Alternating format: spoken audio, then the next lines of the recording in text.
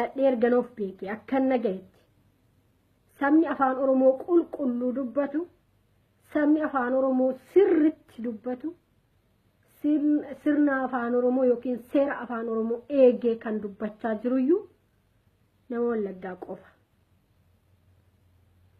Akkan nagayettis akkan argaa jirutti illee jechuudha. Nuti ijoolleen Shawaa afaan Oromoo osoo haasofnu Amaariffa keessa makna.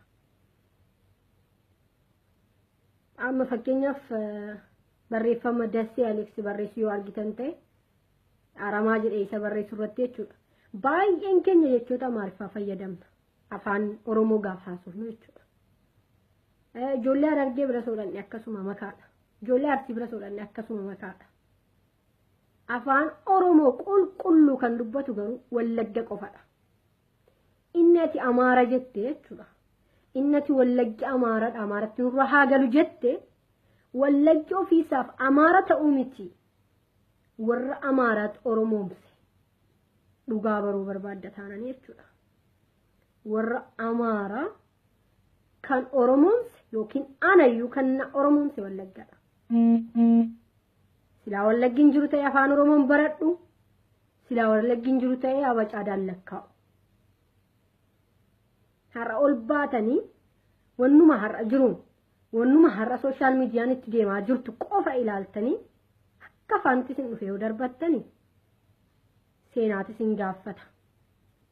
Reeffa Abbishee Garbaa lafarra goottota meeqa isin gaaffata. Reeffa gootota darbanitti isin gaaffata.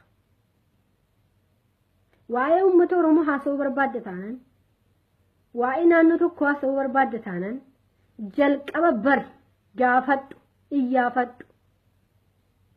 Waa'een saba kanaa maalidha? Waa'een lammii kanaa maalidha? Waa'een ganda kanaa maalidha? Isaanoo eenyudha? Akkamitti immoo dhufan? Eessaan immoo dhufan? Ani hoo eenyudha? Anoo eessaan dhufe? Kana barree erga kaaneen booddatti ganda tokko yookiin naannoo tokko arrabsuu dandeenya.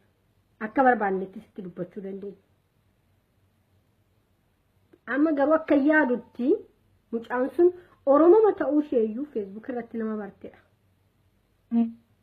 Oromoo taatee of beekuun isheeyyuu Facebook irratti nama barteedha. Silan beektu.